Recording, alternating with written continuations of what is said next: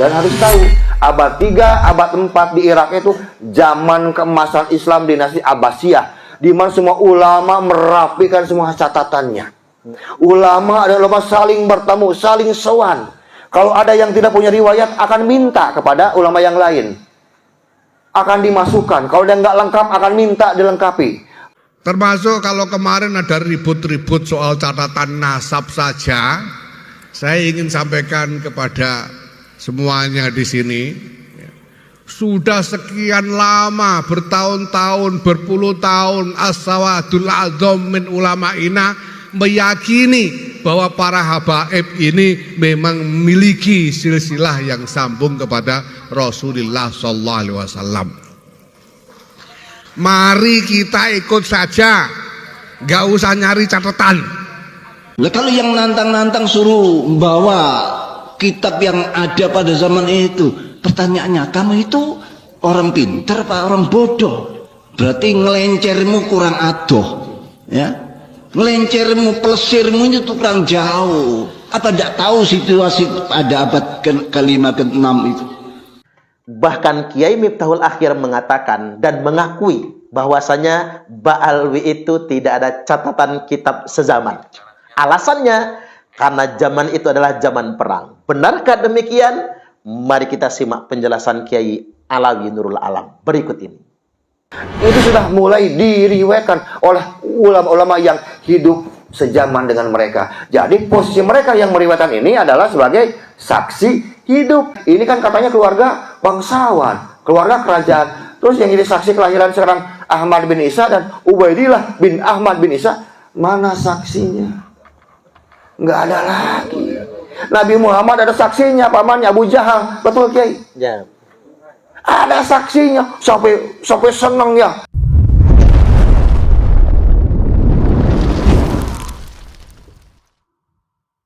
Kullu ilmin yahtaju ila rawi, dan setiap ilmu butuh perawi. Ya, sudah masuk kajiannya nih, Yai. Butuh perawi, butuh rijalul hadisnya.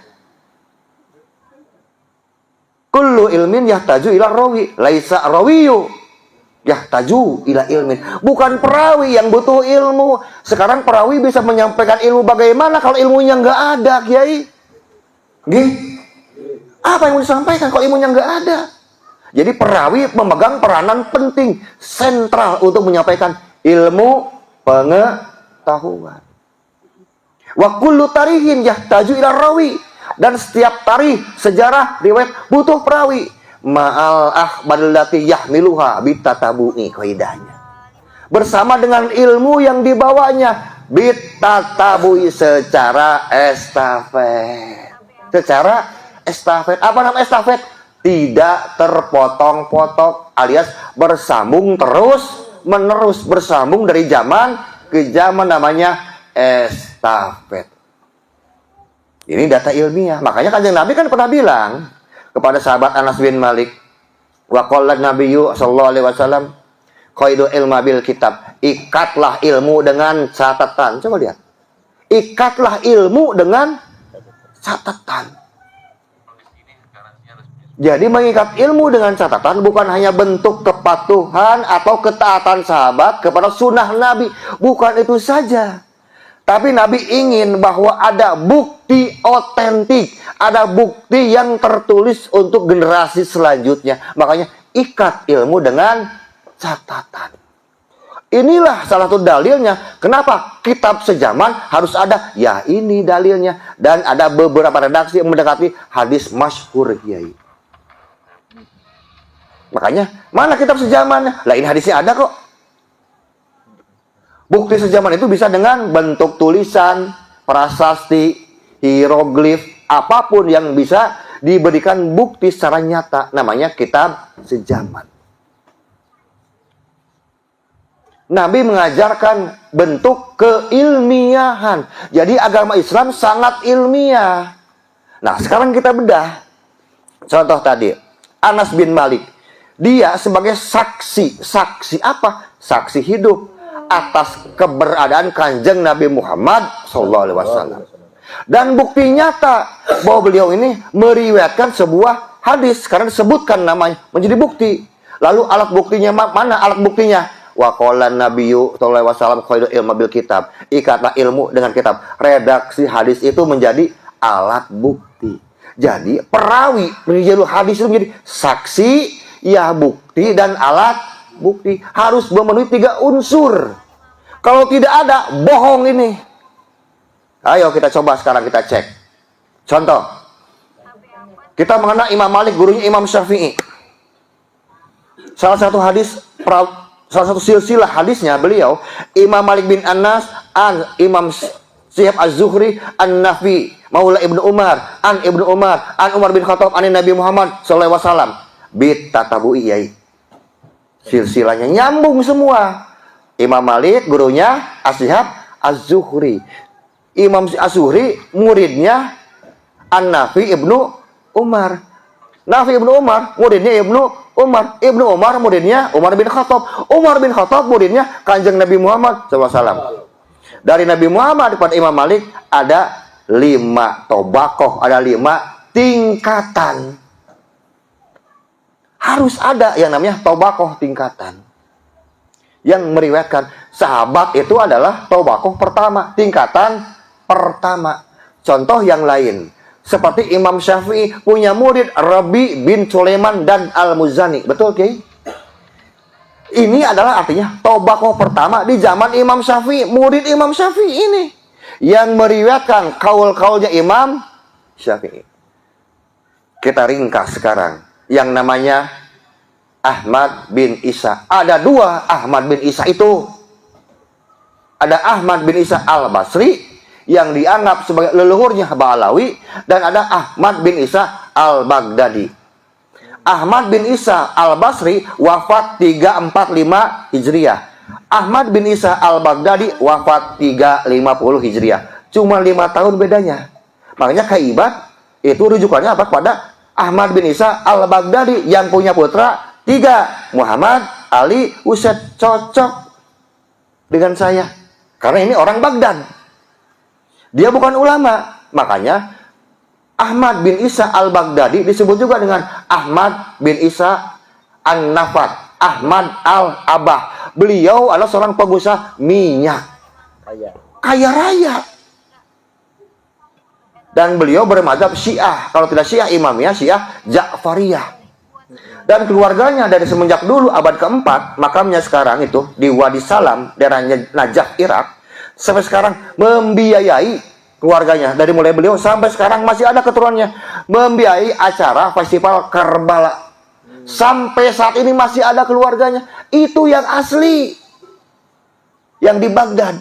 Nah, sekarang kita cerita bahwa beliau ini kan bukan ulama, bukan ahli hadis, bukan mustahid mutlak, tapi diriwayatkan dalam 13 sampai 14 kitab.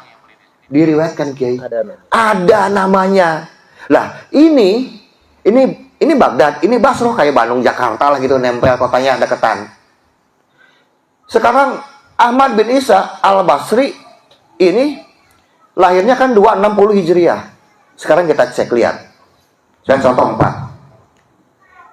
Kesatu ini Imam Muhammad Ibnu Jarir At-Tabari, lahir 224 Hijriah. Kitabnya kitab Tarikh At-Tabari dan Tafsir At-Tabari. Semua ulama mengetahuinya. Mustahid mutlak mustakil beliau. Ahli hadis, mu'arikh, ahli tafsir, ahli hadis.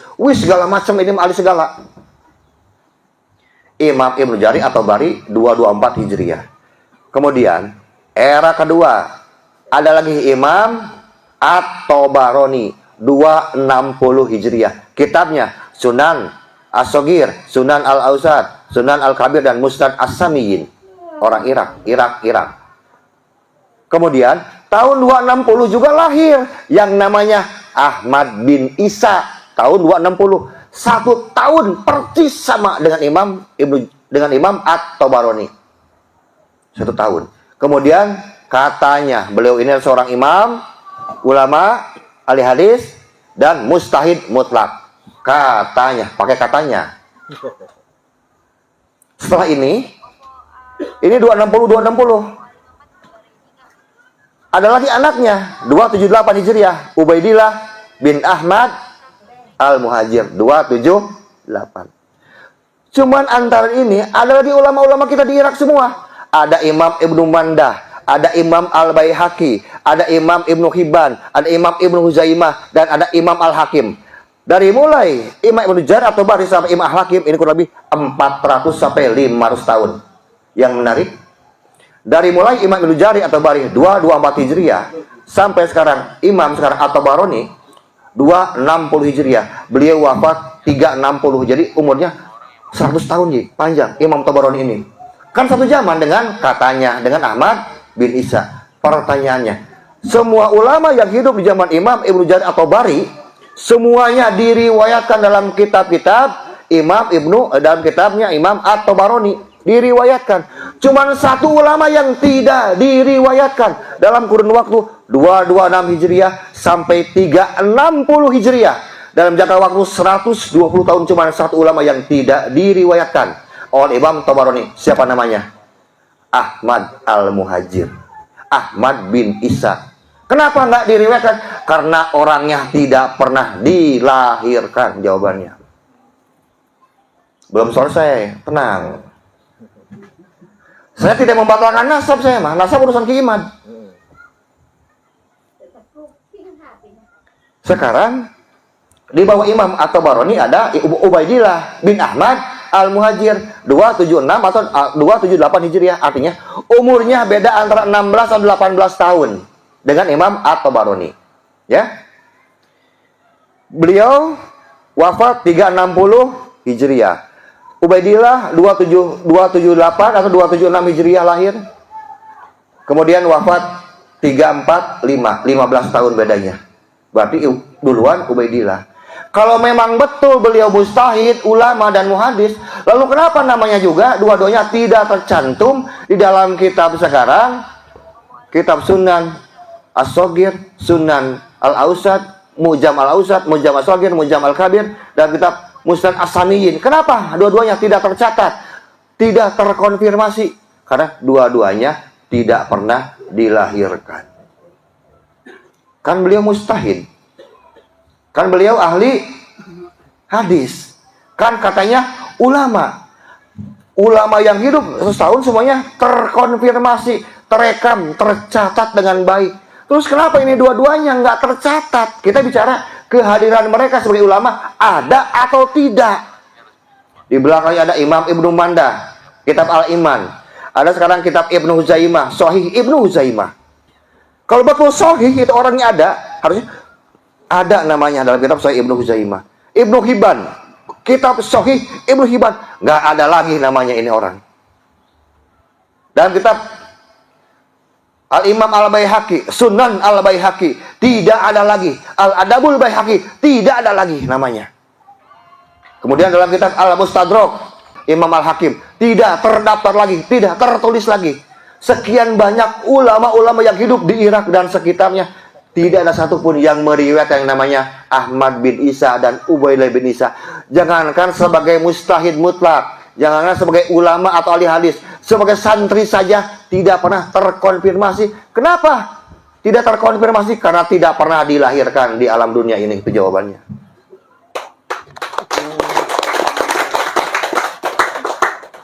Kita bisa mencek tentang kelahiran Imam Syafi'i dalam kitab Manaqibu Syafi'i karya sekarang Imam Al-Baihaqi. Dari pertama lahir sampai meninggal dunia, dan semua pertemuan Imam Syafi'i dengan ulama manapun tercatat dengan baik.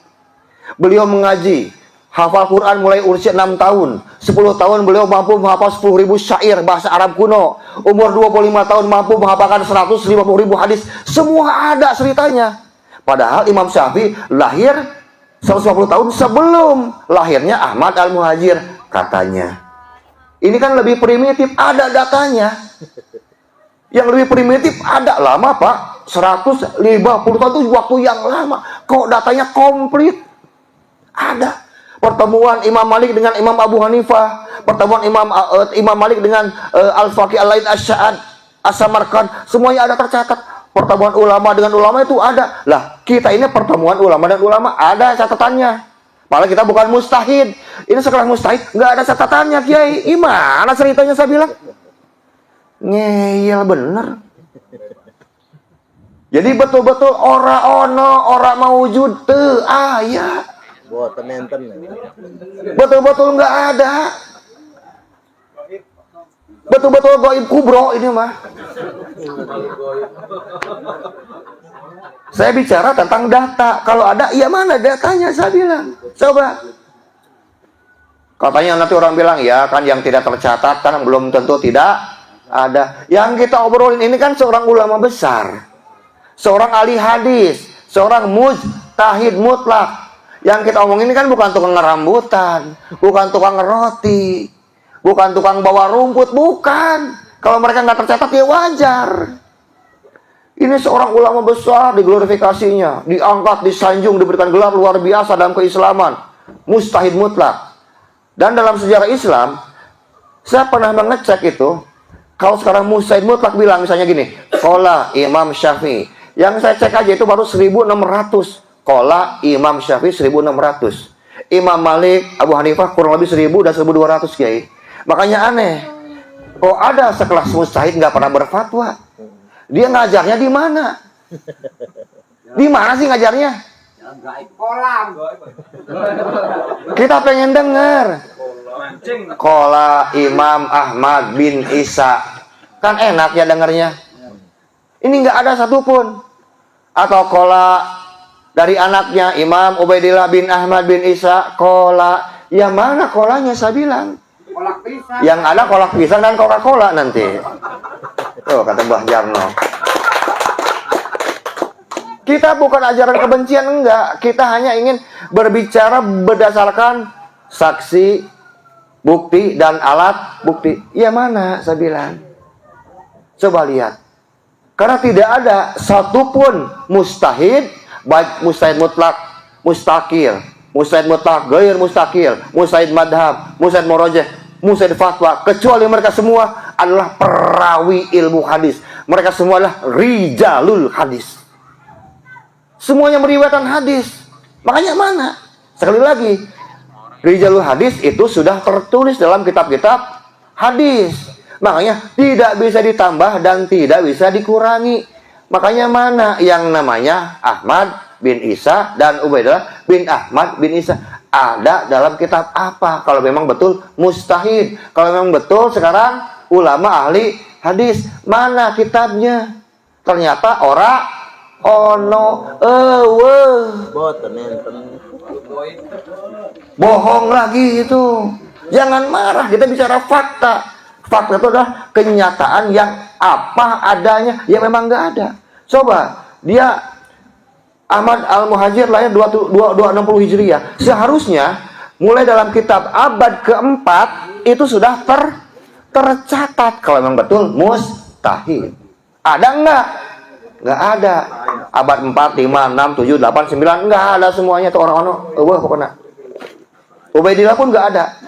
Karena tradisi ulama kita ketika ulama ini hadir dalam satu zaman itu sudah mulai diriwayatkan oleh ulama-ulama yang hidup sejaman dengan mereka. Jadi posisi mereka yang meriwayatkan ini adalah sebagai saksi hidup. Seperti tadi Anas bin Malik menjadi saksi adanya Kanjeng Nabi Muhammad Sallallahu Alaihi Wasallam. Jadi harus ada apa yang saksi hidupnya.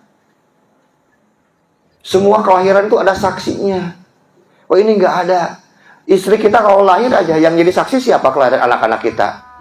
Kita RT, Ibu RW, DKM masjid, tetangga, itu saksi syahadah namanya. Padahal bukan keluarga bangsawan kita itu, bukan keluarga kerajaan. Ini kan katanya keluarga bangsawan, keluarga kerajaan. Terus yang jadi saksi kelahiran sekarang Ahmad bin Isa dan Ubaidillah bin Ahmad bin Isa, mana saksinya? Nggak ada lagi. Nabi Muhammad ada saksinya, pamannya Abu Jahal, betul Kiai? Ya. Ada saksinya, sampai senang ya. Sampai pada kita riwayatnya bitatabui dengan estafet nyampe. Ini sudah lebih modern, jauh lebih modern. Kalau dibandingkan dengan Kanjeng Nabi, usianya kan berarti sekitar 250 tahunan. Jadi kita mundur 250 tahun ke belakang, sudah riwayat Nabi Muhammad ada saksi hidup lahirnya, pamannya. Lah ini lebih maju, lebih modern, lebih metropolitan. Dan harus tahu, abad 3, abad 4 di Irak itu zaman keemasan Islam dinasti Abbasiyah. di mana semua ulama merapikan semua catatannya. Ulama adalah saling bertemu, saling sowan. Kalau ada yang tidak punya riwayat, akan minta kepada ulama yang lain. Akan dimasukkan. Kalau dia nggak lengkap, akan minta dilengkapi. Sedang ada penerjemahan dari kitab-kitab yang berbahasa Hindu, Persia, berbahasa Yunani, Romawi, abad 3 dan 4. Inilah tempat hidupnya Ahmad bin Isa atau Ahmad bin Al-Muhajir. Kalau memang ada, harusnya teriwayatkan, terdokumentasi dengan sangat baik kalau ada. Kenapa? Semua ulama abad 3 dicatat dalam kitab-kitab ulama abad keempat. Ulama-ulama hidup abad keempat semuanya dicatat dalam kitab-kitab ulama abad kelima dan seterusnya. Termasuk masalah nasab yang saya ketahui dari risetnya Ki Imad dan kawan-kawan, bahwa Ahmad bin Isa al-Baghdadi yang punya anak Muhammad Ali Husain itu diriwayatkan dalam kurang lebih 42 kitab, Kiai. Bukan 4 kitab, 42 kitab. Dan semuanya nyatanya sama, cuma 3. Muhammad Ali Husain. Abad ketiga di sini sampai abad 9. Semuanya 3. Sepakat, ijma bizamani. Sudah sepakat sebuah zaman. Fikuli zaman sudah sepakat. Tiba-tiba tahun 985 muncul Ali As-Sakron mengisbat lewat mimpi anak-anaknya Ahmad. Itu ada 4 dengan Ubaidillah. Pertanyaan saya kan sederhana. Ini abad 9 mengatakan anak Ahmad itu 3, Muhammad Al-Isa. Ini merujuk kepada kitab abad berapa? Abad ke-8. Kitab abad ke-8 mengatakan bahwa anaknya 3. Ini merujuk kepada kitab abad ke-berapa? Abad ke-7. Abad ke-7 kepada abad ke-6. 6 kepada ke-5. 5 ke-4. 4 ke-3. Semuanya sama. Cuman 3 anaknya. Muhammad Ali Husain. Makanya saya tanya. Itu Ali As-Sakron mengatakan anaknya Ahmad bin Isa 4 itu merujuk kepada kitab yang mana? Jawabannya dapat mimpi. Kalau mimpi mah jawab sama mimpi lagi aja lah. Mimpi basah. Mimpi kok jadi hujah, saya bilang. Nah, inilah salah satu kejahatan Ali As-Sakron abad 9 sampai abad 11. Waktu di Bali kan saya pernah bilang bahwa Ba'alawi ini secara keluarga, Ba'alawi ini berasal sekarang dari dinasti Fatimiyun.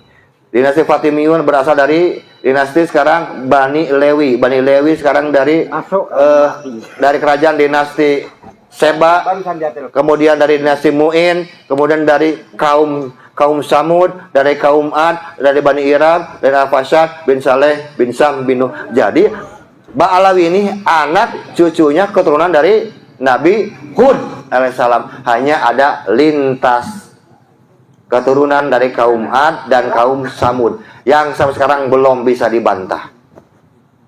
Karena Nabi Muhammad nggak mungkin punya darah itu, Kiai. Makanya wajar kalau mereka sombong dan songong, pengen dilayanin, merasa paling besar. Ada dalam sejarahnya Bani Lewi itu kan anaknya Yakub. Dan memang dari 12 anaknya diberikanlah kewenangan otoritas keagamaan kepada Lewi.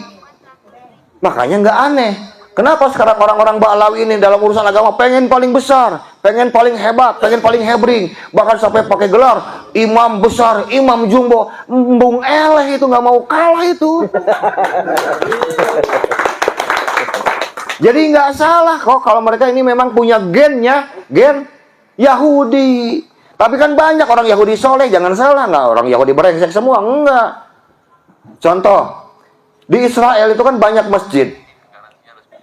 Orang-orang Muslim yang lahir sebagai Yahudi dan bermadhab Syafi'i.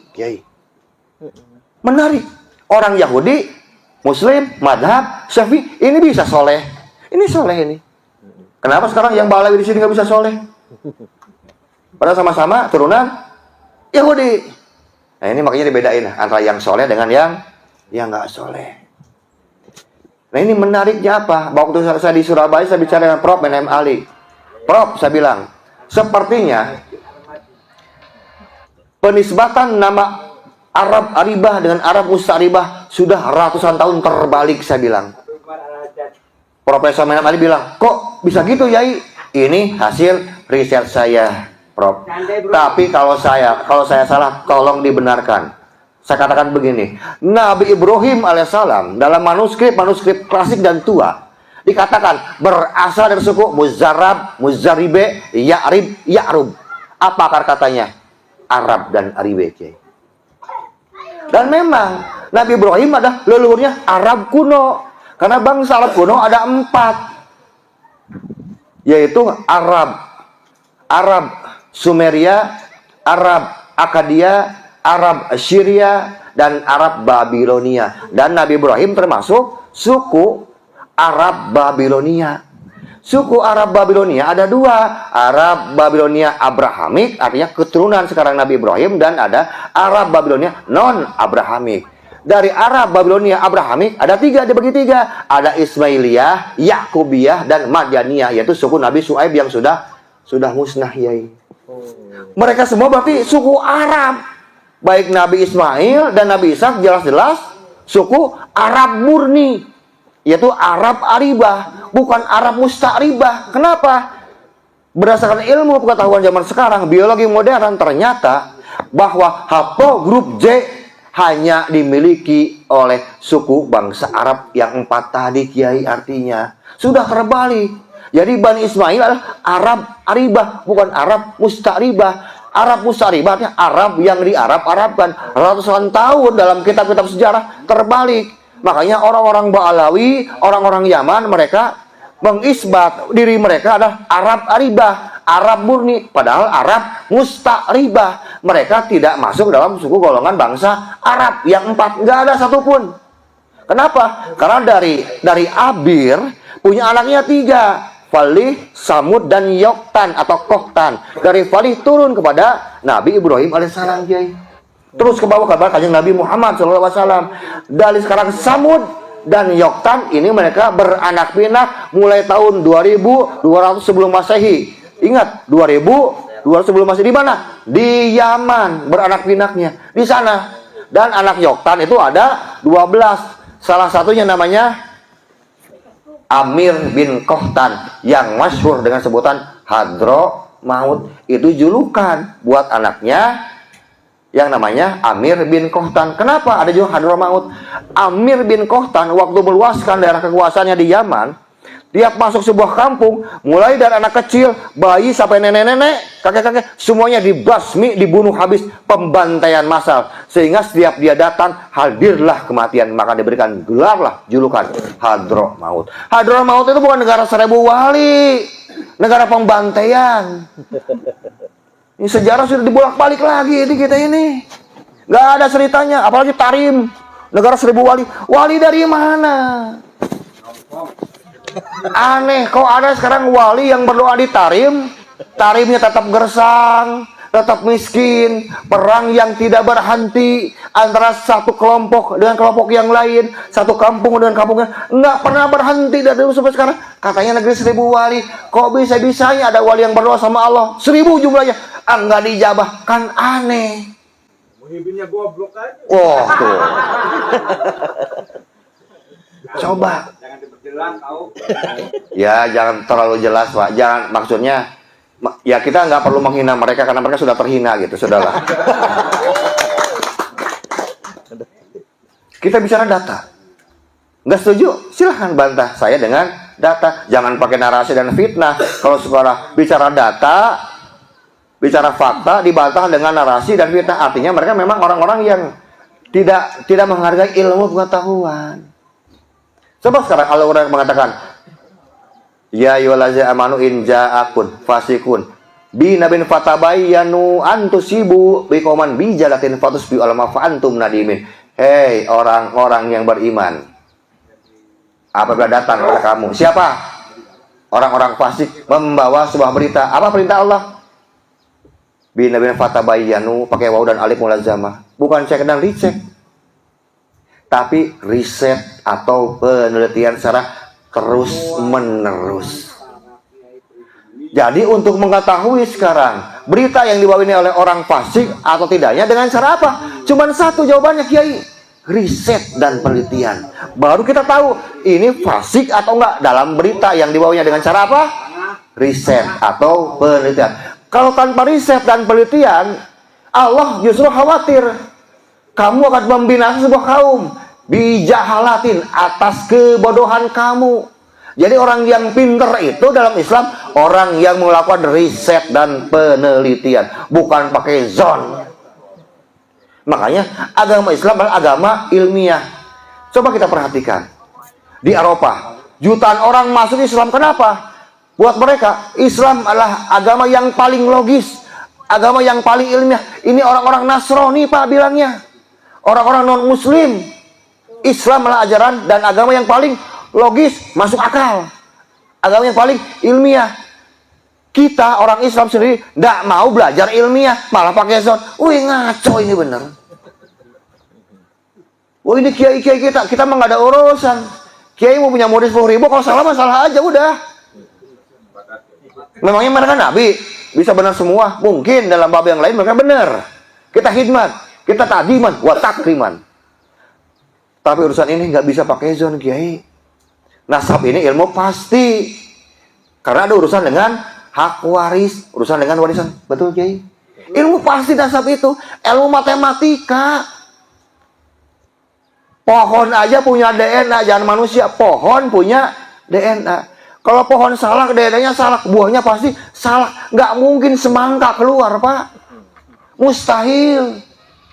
Pohon mangga ya DNA-nya ya mangga, kelapa ya kelapa. Nggak ada Pak sekarang pohon kelapa kayak pohon toge segini tingginya, nggak ada. Yang segini itu namanya pohon toge, bukan pohon kelapa. Pohon kelapa DNA-nya kelapa, buahnya pasti kelapa, nggak mungkin toge. Ini orang ngaku turunan Nabi, kelakuan kayak itu. Nggak mungkin dia punya DNA Nabi, nggak begitu loh. Dajjal. Dajjal itu artinya pembohong. Saya itu sedang buat buku yang ketiga dan keempat. Insya Allah mungkin Januari lah kita cetak, itu lebih tajam lagi datanya. Jadi judulnya ya sopan-sopan aja, judulnya mah konspirasi Dajjal dan kesesatan Ba'alawi di Nusantara. Kan sopan sama judulnya tuh. Subhanallah. Karena ini kita bukti sudah masuk dalam bab akidah, dan saya buktikan Ba'alawi serakidah, bukan Ahlussunnah wal Jamaah. Dan kita akan kutipan ambil dalam kitab-kitab primer mereka. Kita nggak pakai fitah-fitahan kita mah. Kitab mereka kita pakai. Nih kitabnya, saya bilang. Makanya jangan aneh. Kalau Bahar bin Smith bilang, hada thariqatul alawiyah. Ini thariqatul alawiyah. Ya kitabnya memang begitu.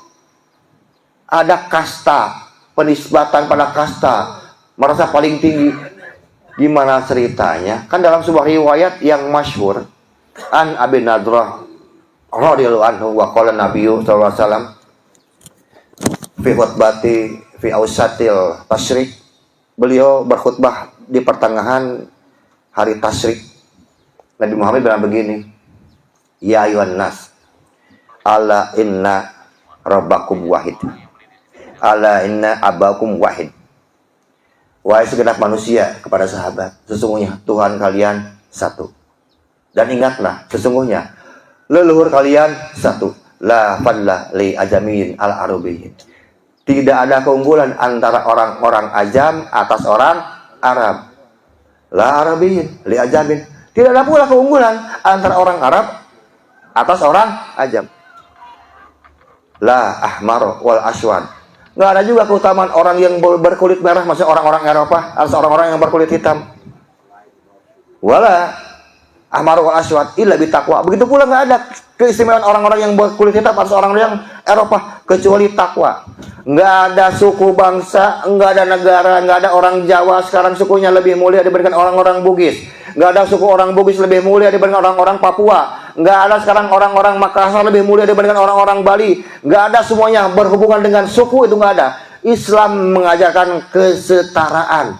Yang membedakan hanyalah ketakwaan. Kok bisa sekarang ada sebuah kelompok membuat kasta atas kami Kanjeng Nabi Muhammad Sallallahu Alaihi Wasallam, padahal Kanjeng Nabi Muhammad diturunkan salah satunya untuk menyamakan bahwa manusia semua sama di mata Allah, Kiai. Nggak ada bedanya.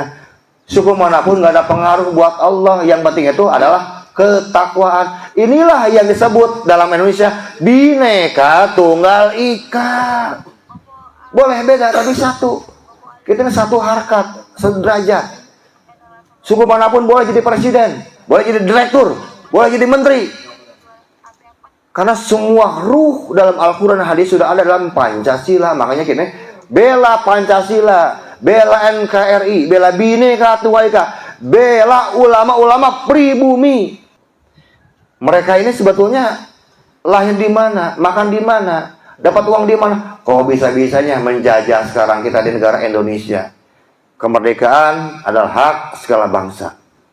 Kita harus betul-betul merdeka dari penjajahan intelektual dan penjajahan spiritual yang mereka lakukan dari mulai tahun 1836 dengan datangnya VOC. Kenapa VOC memberikan sekarang gelar Habib kepada mereka? Tahu nggak jawabannya, Kiai? Ini politis, sangat politis. VOC bekerjasama dengan Utsman bin Yahya, sang pengkhianat NKRI, diberikan gelar Habib ini untuk menuduhkan, menghancurkan otoritas para kiai, para ustadz, para ajengan, para gus, para raden mas yang sudah punya sekarang pabrik-pabrik segala macam, punya perkebunan kelapa sawit, punya sawah hektaran. Untuk menuduhkan otoritas mereka, maka dimunculkanlah nama Habib yang membawahi paling atas. Habib ini mengalahkan yang namanya kiai, ajengan, gus, raden mas, tumenggung, semua kalah oleh yang namanya Habib. Nah, untuk mengambil hasil-hasil tanen mereka, VOC nyuruh Habib ini, sono ke rumahnya lurah raden mas kiai diambillah setoran dari mereka. Jadi pendawiran itu sudah ada di zaman VOC kepada kiai-kiai kita semua, kiai. Yang maju siapa? Itulah Habib itu. Jadi jelas mereka itu adalah jongos-jongosnya penjajah Belanda. Sekarang anak cucunya yang nerusin, dan kita masih juga enggak sadar. Kalau bukan kita sekarang yang berani melakukan perlawanan, lalu siapa lagi, Kiai? Apa kita mau selamanya negara kita dijajah oleh mereka, begitu maksudnya? PBNU bungkam, PCNU bungkam semua. Makanya kita ini mewakili Nahdlatul Ulama. Karena apa? Karena kiai-kiai kita banyak yang bungkam, kita yang speak up, kita yang ngomong, dan kita akan mengeluarkan fatwa untuk mereka. Kita nggak peduli dengan MUI, kalau perlu MUI kita kasih fatwa nanti. Ya, sepakat, Kiai.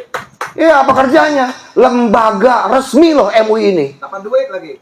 Mana suaranya untuk kita? Mana suaranya untuk NKRI? Mana suaranya untuk Pancasila? Mana suaranya? Ada nggak? Nggak ada. Duit negara.